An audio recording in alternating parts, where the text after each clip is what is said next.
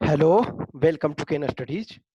जैसा कि जो मैंने जस्ट कुछ देर पहले जो वीडियो एक छोटा सा मैसेज के तौर पे आपको दिया था, तो मैंने आपको बताया था कि मैं डिटेल्ड आपको बताऊंगा कि अब आपको क्या करना है।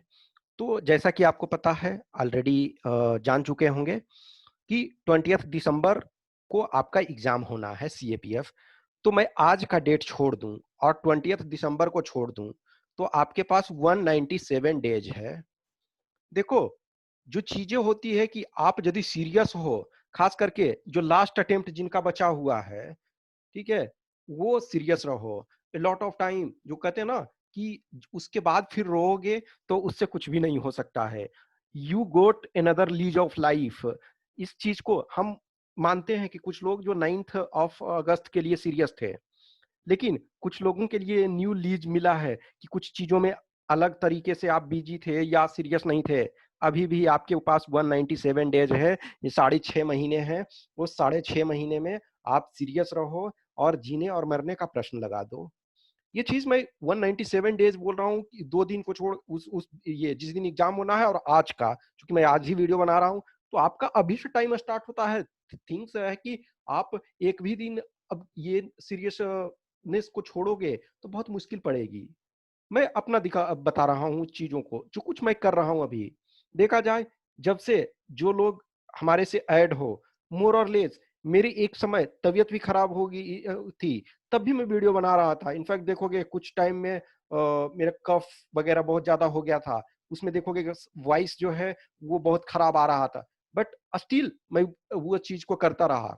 टेस्ट, मेरी तबीयत भले खराब हो, मैं कुछ भी हूँ, मैं या तो अपने दोस्तों के पास हूँ, मैं भले रात में पार्टी के लिए जा रहा हूँ, लेकिन हाँ इस समय नहीं, लेकिन कभी था, चलो मैं बैंगलोर में जैसे था, फिर भी मैं टेस्ट कंडक्ट करवा रहा हूँ। हर संडे को टेस्ट अपलोड होना है तो होना है। कुछ टेस्ट में लोग पार्टिसिपेट करते हैं, कुछ में 2 4 5 10 जो भी करते हैं, कुछ में नहीं भी करते हैं। मुझे कोई फर्क नहीं पड़ता है। मैं जस्ट अपॉर्चुनिटी प्रोवाइड करवा रहा हूँ। आप उस चीज का लाभ लेना चाहते हो तो लो, अदरवाइज मुझे बहुत ज्यादा फर्क नहीं पड़ेगा। कुछ जेन्यून कैंडिडेट हैं जो हमेशा सीरियस रहते हैं। आप सीरियसनेस दिखाओ। थोड़ा सा मिस्टेक्स आपका होल लाइफ में शायद रिग्रेट उसको करोगे। ऐसा नहीं है कि जीवन कहीं खत्म हो जाती है, आप ये नहीं तो कुछ और करोगे। लेकिन जिन लोगों ने 1 साल 2 साल 3 साल इस एग्जाम को दिया है, please please please be serious. अब फिर से सीरियस हो जाओ। कोरोना के बाद भी लाइफ क्या है, कि ऐसा नहीं है कि लाइफ थम रही है, आपको और स्ट्रगल होना है। पर एक बात और मैं बता रहा हूं कि अभी जो और आ रहा है आने वाले दिनों में, आपको और प्रॉब्लम होना है कि नंबर ऑफ कैंडिडेट्स ज्यादा भरेंगे हर एग्जाम में, गवर्नमेंट वाले में। ठीक है, कैंडिडेट्स बढ़ेंगे। क्यों? क्योंकि बहुत सारे प्राइवेट सेक्टर में ऑलरेडी बहुत प्रॉब्लम हो रहा है, तो गवर्नमेंट सेक्टर में ऑलरेडी आप, मैंने जो डिस्कशन आपको किया था 6 7 ईयर्स का, जो आपको बताया था, नहीं, जब रिजल्ट लेने के लिए यूपीएससी के किसी भी एग्जाम में आपको 99 point, almost 7 to 8, depending on 99.8, 99.9, 99.7, ये इतने कैंडिडेट से बेटर होना पड़ता है फाइनल रिजल्ट के लिए। रिटेन क्वालिफाई करने के लिए आपको 98% से बेटर होना पड़ेगा। ठीक है, आपको 98% के आसपास लोगों से बेटर होना पड़ेगा। मैं जनरल कैटेगरी की बात कर रहा हूँ। अब ऑब्वियसली है कि कुछ रिजर्व कैटेगरी के हैं तो उनको थोड़ा सा रिलैक्सेशन रहता है, लेकिन आप रिटेन क्वालिफाई करने के लिए 98% से ऊपर एबव होना पड़ेगा। और आपको फाइनल मेरिट लिस्ट बनने के लिए 99.8% लोगों से बेटर होना पड़ेगा, डिपेंडिंग ऑन सीट 99.9% लोगों से भी बेटर होना पड़ सकता है। और this is not the easy. तो आपको तीन जो है सक्सेस मंत्रा के लिए, तीन: डायरेक्शन, डिसिप्लिन और डेडिकेशन। ठीक है, तो डायरेक्शन सबसे पहले तो आपको पता होना चाहिए कि हम जा कहाँ रहे हैं। अब आपको जाना है, अभी देख रहे हो कुछ ट्रेनें मिस हो गई। ट्रेनें क्यों? क्योंकि कहीं ना कहीं उसमें प्रॉब्लम था कि डायरेक्शन सही नहीं लगाया गया। तो डायरेक्शन, आपको यदि बैंगलोर जाना है तो बैंगलोर वाला आप ट्रेन पकड़ोगे। आप बैंगलोर जाना है और कोलकाता वाला ट्रेन पकड़ लोगे, अब बोलोगे कि मैं घूम करके जाऊंगा, that is not the life. क्योंकि जब तक घूम करके जाओगे तो बैंगलोर का काम खत्म हो चुका होगा। तो आपको जहां जाना है उस डायरेक्शन में, कि हमें असिस्टेंट कमांडेंट बनना है, तो आप डायरेक्शन, हाँ ठीक है मुझे अब मिल गया दिशा, इस ये और बेसिक किताबें जो है सारी चीजें। फिर डिसिप्लिन, डिसिप्लिन हमेशा मेंटेन रखो। डिसिप्लिन इन द सेंस कि यदि ऑन एन एवरेज, मैं ये नहीं कह रहा हूँ कि आप 14 घंटा पढ़ो। आप अपने आप से सोचो, कुछ की ग्रास्पिंग पावर ज़्यादा है तो 6 घंटे पढ़ के भी कर सकते हैं। आपकी ग्रास्पिंग पावर कम है तो आप 8 घंटे, 10 घंटे, 12 घंटे लगाओ। लेकिन आप डिसिप्लिन में रहो। मैंने वही बताया ना कि अ, ऑब्वियसली मैं अपना पर्सनल प्रॉब्लम नहीं यहाँ शेयर करना चाहता हूँ इस समय, लेकिन जो भी कुछ चीज़ें चल रही है, ये मेरे पास भी बहुत सारी प्रॉब्लम्स हैं।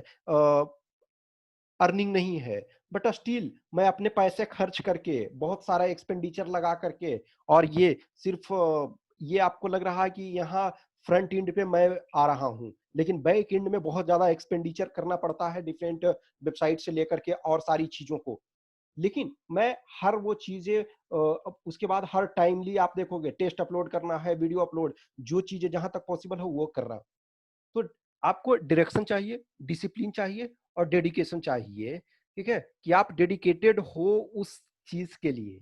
ये यदि ट्रिपल डी आप फॉलो करते हो, तो आप ज़रूर सक्सेस होगे। जैसा कि आपका एग्जाम तो 20th दिसंबर को होना है, नोटिफिकेशन आपको 18th ऑफ अगस्त को आएगा, लास्ट डेट जो होगा अप्लाई करने का वो 7th ऑफ सितंबर को होगा। अब देखो, नंबर ऑफ सीट्स और ये सारी चीजें, इसके बारे में कुछ नहीं कह सकते हो। इस वजह से आप ये मान के चलो कि मोर और लेस सीट जो भी 300 टू 400 के बीच में कुछ आने वाला है, क्योंकि फिलहाल जो सिचुएशन चल रही है कि गवर्नमेंट वगैरह का भी जो बजट वगैरह है, तो फिलहाल इस समय अननेसेसरी एक्सपेंडिचर एक्स्ट्रा नहीं बढ़ाना चाहेंगी। न्यू रिक्रूटमेंट उतना ही किया जाएगा जितना कि मैंडेटरी है। तो अभी बहुत इस ईयर में ज्यादा, बहुत ज्यादा की जरूरत आप आशा नहीं रखो। 300 टू 400 के बीच में कुछ भी ये रहने का उम्मीद है। तो आपका ये चीजें, अब देखो जो क्या करना, जैसे बुक्स वगैरह है, और डिटेल में सारी चीजें मैं नहीं जा रहा हूँ, क्योंकि ऑलरेडी चीजें टाइम टू टाइम हम मेंशन करते रहते हैं। जैसे बुक्स वगैरह का नेम वगैरह तो ऑलरेडी हम मेंशन कर चुके हैं। ऑलरेडी आप सर्च करोगे केन स्टडीज बुक लिस्ट, आपको आ जाएगा। और ए लॉट ऑफ थिंग्स है, 6 मंथ स्ट्रेटजी, और ये सारी चीजें भी मैं बहुत बार डिस्कस। अब फिलहाल अभी क्या है वो तो मैंने एक तरह से इसको 2 स्लाइड बस बनाया है। एक उन लोगों के लिए कि फर्स्ट टाइमर है, जो फर्स्ट टाइमर है कि फर्स्ट टाइम दे रहे हैं, उनके लिए क्या करना है, और जो एक्सपीरियंस प्लेयर हैं उनके लिए क्या करना है। फर्स्ट टाइमर के लिए देखो, first go through NCERT books basics. तो एनसीईआरटी बेसिक्स सबसे पहले आपको करना है। बुक लिस्ट ऑलरेडी अपलोड किया गया है। अब देखो बुक लिस्ट में मैंने क्या किया, कुछ इसेंशियल बुक डाला है, कुछ जो आपका डाला है ये का कि आपका ऑप्शनल, कि आप पहले इसेंशियल जाओ, इसेंशियल पढ़ने के बाद आप ऑप्शनल पढ़ोगे।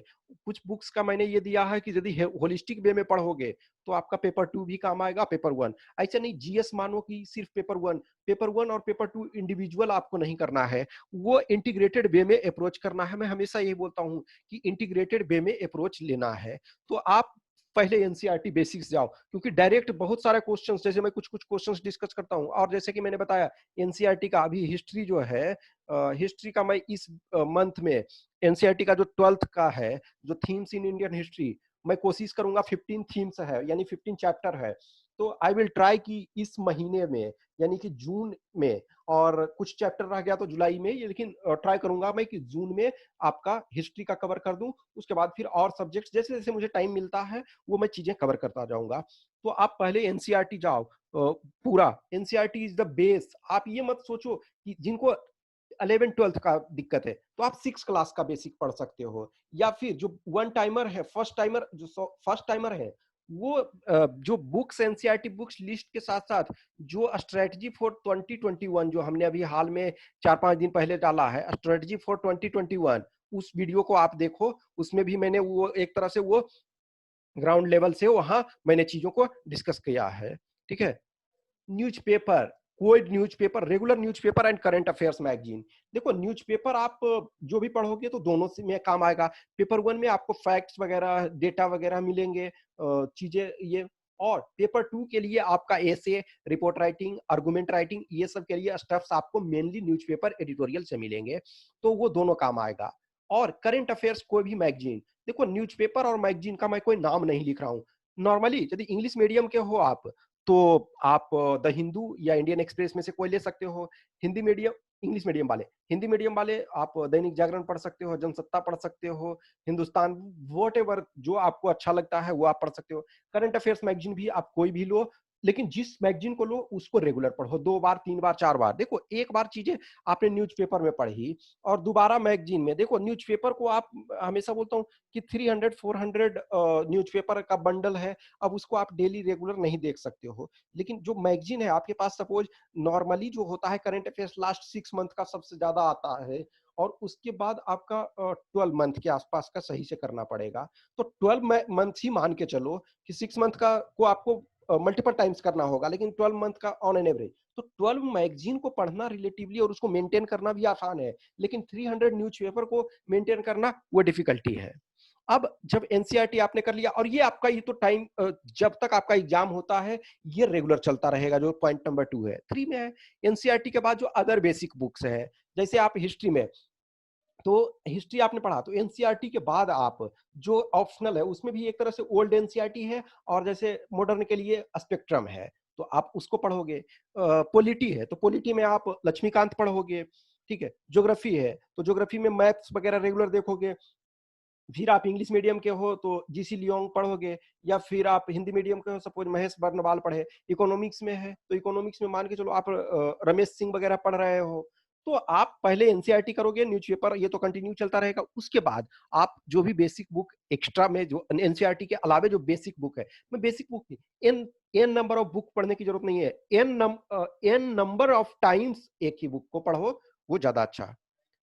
प्रीवियस ईयर पेपर बहुत जरूरी है। उससे आपको ये पता चलेगा कि आपका एक्चुअली क्वेश्चन पैटर्न क्या है। बहुत बार एलिमिनेशन किस ढंग से करना है, सिलेक्शन किस ढंग से क्वेश्चन को करना है, आंसर, ये बहुत सारे क्वेश्चंस को आपको एलिमिनेट करना। 125 क्वेश्चन रहता है तो 125 सारे अटेम्प्ट्स करने नहीं है सपोज, तो कुछ क्वेश्चंस छोड़ना है तो कौन से छोड़ने हैं ये आपको पता चलेगा। कुछ में है कि बहुत सारी चीजें नहीं जान रहे हैं, लेकिन कुछ क्वेश्चंस में क्लू दिया रहेगा, वो चीजें आपको पता चलेगा।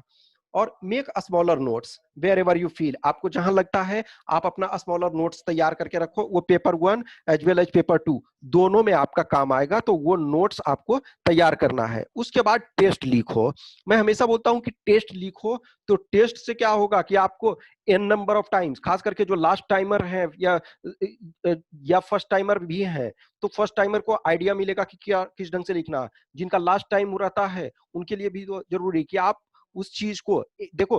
टेस्ट सपोज आप 20 टेस्ट देते हो तो आपके पास 20 टाइम है कि आप मिस्टेक कर सकते हो, लेकिन एग्जाम हॉल में आप सेम मिस्टेक कर दिए तब आपके पास विकल्प नहीं है। आप एक बार मान के चलो जिनका लास्ट अटेम्प्ट बच रहा है, अब एग्जाम हॉल में गए और वो मिस्टेक कर दिए, तो अब आपके पास सुधारने की जरूरत नहीं है। टेस्ट लीक हो गए तो एक तो राइटिंग प्रैक्टिस रहेगी, एक तो क्वेश्चन, दोनों पेपर 1 में आपको क्वेश्चन सिलेक्शन करने का कि हाँ ये ऑप्शन इसमें मैंने किया, इस सेक्शन में गलत हो गया तो फिर हम कर सकते हैं। पेपर 2 में आपका 3 घंटे में आप लिख सकते हो, कंप्लीट कर सकते हो पेपर या नहीं, ये आपको देखना होगा, ठीक है। तो ये चीजें आपको करना है। अब जो ये आपका एक्सपीरियंस प्लेयर है, जो already 1 time 2 time 3 time 4 time दे रहे हैं, उनके लिए है कि एनसीईआरटी रिवाइज करो। अब मैं खुद ही है एनसीईआरटी को कुछ को 10 टाइम्स 15 टाइम्स 20 टाइम्स पढ़ चुका हूँ, still I enjoy a lot of. फिर भी मुझे सारी चीजें, क्योंकि क्या ना कि एक चीज, इतना दिमाग आपका ये नहीं है कि एक बार मशीन है कि एक बार बैठा दिए वो सारे रह गए। आप हर बार एनसीईआरटी वगैरह पढ़ोगे तो आपको अलग टेस्ट मिलेगा। तो वहां शुरू से स्टार्ट करना था, यहाँ आप रिवाइज करो। कुछ चीजें पर कमांड आपका है, तो आपको बेसिक ये में 10th से बिलो सपोज नहीं जाना है, तो आपको मेनली 11 12th करना है, तो आप उस चीज को करो। फिर आपने जो भी बेसिक बुक पढ़ रखा है तो उसको रिवाइज करो। रेगुलर न्यूज़पेपर करंट अफेयर्स आपका सेम सिचुएशन है। प्रीवियस ईयर पेपर आपके लिए भी सेम है, कोई न्यू नहीं है। अब ये है जो आपने नोट्स ऑलरेडी बना रखा है, तो नोट्स बनाने का एक ये बेसिक तरीका जो होता है ना, या तो आप A4 पेपर में करो या कोई भी आप नोटबुक लेते हो, तो नोट बेसिकली नोट्स इस ढंग से बनाओ ना कि सपोज ये पेज है, तो इस पेज में मान के चलो 2/3 में लिखना होता है, 3 पार्ट में एक तरह से है, तो 2/3 पार्ट में लिख दो और 1 पार्ट जो है वो खाली रखो नॉर्मली। इस वजह से कि कुछ ऐड करना है तो आप यहाँ ऐड कर सकते हो। देखो the day you clear your name, आप देख लेते हो कि now my name is in the list of UPSC final list, तब आप उस चीज को छोड़ दो। Otherwise a lot of things है, हो सकता है कुछ चीजें आपने लिखा है तो कुछ चीजों को हटाना पड़ा, तो ठीक है आपने उस चीज को वहां क्रॉस कर दिया, लेकिन कुछ चीजें ऐड करना है, तो इधर वाला जो स्पेस 1/3 बचता है आप उसमें ऐड कर दो। तो रिवाइज भी करना है और add new stuffs in your notes wherever you feel. अब मान के चलो कि कोई भी सब्जेक्ट में आपने नोट्स बनाया, कुछ चीजें लग रहा है कि आपने कुछ नए क्वेश्चंस देखे, कुछ न्यूज़पेपर में आया, कुछ और चीजों में आया, उनको ऐड वहां करो। और जो स्टफ पुराना हो गया जिसका अब कोई हमें यूज नहीं है, मान लिया कुछ करंट चीजें डेटा आपने लिखा, कुछ ये चीजें लिखा, तो उस चीज को आप क्रॉस सीधा कर दो, उसको हटा दो। या फिर उस ढंग से आप फाइल टाइप के रखते हैं नोट्स, नोटबुक में ना बना करके फाइल जैसा बनाते हैं A4 पेपर ऐड करके, तो ठीक है बीच में वहां आप पेपर ऐड कर दो। या फिर स्टिकी नोट्स वगैरह मान के चलो, आप जो स्टिकी नोट्स रखते हो उसको वहां चिपका दो, वट एवर वे। तो जो आपने किया है उसको रिवाइज करते रहो, ऐड करते रहो। और टेस्ट आपके लिए भी है। देखो दो, हमेशा मैं ये बोलता हूं, जो एक्सेलेंट है, एक्सेलेंट कि हम टॉप 10 में आ जाएंगे, टॉप 20 में आ जाएंगे, तो थोड़ा खराब भी आएगा, तो जो टॉप 10 वाले हैं टॉप 50 में रह गए, टॉप 20 वाले 100 में आ गए, उनको आपकी मर्जी है लिखना है या ना लिखो। जो एकदम बॉटम में है, जिनको लगता है कि हम इस बार हम तैयार नहीं हैं, हम नेक्स्ट ईयर शायद तैयार होंगे, उनके लिए नहीं। जो बीच वाले कैंडिडेट हैं, लिखो टेस्ट। अदरवाइज ना फिर रोने से कोई फायदा नहीं है। टाइम रहते ही वो कहते हैं ना कि अब रोए क्या होते हैं, जब चिड़िया चुग गई खेत। तो चिड़िया जब चुग जाए खेत तब उस चीज से करने का कोई फायदा नहीं है। अभी आपके पास टाइम मिला है, आप उस चीज को करो जहां भी हो। अब देखो, टेस्ट का ये लिखने का मतलब नहीं है कि आप हमारा ही टेस्ट लिखो, आप किसी का भी टेस्ट लिखो। या आपको लगता है कि हमारे ब्रदर, हमारे सीनियर, हमारी सिस्टर, कोई भी है जो कि आपके सीनियर है, वो आपका पेपर चेक कर सकते हैं, तो बेटर है आप उनको लिख करके दिखाओ। यदि नहीं चेक किया जा सकता है, या किसी भी फ्रेंडली रिलेशन जिससे आपका है, आपके सीनियर हैं, उनसे आप चेक करवा सकते हो, यदि आपको पैसे नहीं खर्च करना है तो। अब लेकिन हमारा लिखोगे तो कुछ चार्जेस देने पड़ेंगे, क्योंकि मेरे खुद बहुत ज्यादा एक्सपेंडिचर ये लगता है, और पैसे कुछ भी नहीं आ रहे हैं एक तरह से। तो इन लॉन्ग टर्म मैं इन इस ये चीज को एक्सपेंड तभी करूंगा जब कुछ पैसे आएंगे, तब ये करके। अब वो भी एक तरह से मिनिमम चार्जेस ले रहा हूँ, जस्ट फॉर एक तरह से स्टार्टिंग सर्विस के तौर पे। तो आप, आपसे रिक्वेस्ट है कि आप टेस्ट लिखें। और नहीं आप मैं तो विकल्प ये बताया कि आपके कोई सीनियर हैं, आपके कोई फैमिली मेंबर हैं, आपके ब्रदर सिस्टर जो भी हैं, मामा मौसा फूफा, जो आपको चेक कर सकते हैं, दैट फाइन, उनसे आप लिख करके दिखाओ, चीजों को करो। लेकिन प्लीज इस चीज को करो, तो ये आप फॉलो करो। जहां कुछ भी क्वेश्चंस क्यूरी है, कंटिन्यू हम चलते रहेंगे। जैसे कि मैंने एनसीईआरटी वगैरह बोला, तो देखो मैं ग्रेजुअली आपको चीजों को करूंगा। जैसा कि ऑलरेडी बता चुका हूं कि हिस्ट्री में ऑब्वियसली संडे से स्टार्ट करूंगा। फर्स्ट चैप्टर संडे को हड़प्पा जो सिविलाइजेशन है उसको, एनसीईआरटी का जो थीम्स इन इंडियन हिस्ट्री है तो उसको 15 थीम है, तो 15 लेक्चर में हम उस चीज को खत्म कर देंगे, एक तरह से रिवीजन। इनफैक्ट आप जो एक्सपीरियंस प्लेयर हैं उनके लिए ये ज्यादा फायदा होगा। तो बाकी चीजें हम रेगुलर में चलते रहेंगे। I hope you enjoy this session.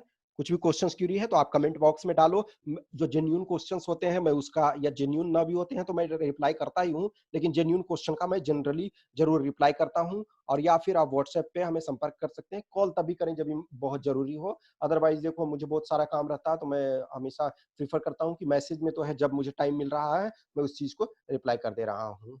Thanks for watching this, और कंटिन्यूअस लगे रहें। और ट्रिपल डी फॉलो करें, ठीक है ना। डायरेक्शन आपका, डिसिप्लिन और डेडिकेशन, इस तीनों को फॉलो करें। और हमारा चैनल अब तक सब्सक्राइब नहीं किया है तो सब्सक्राइब करें प्लीज प्लीज।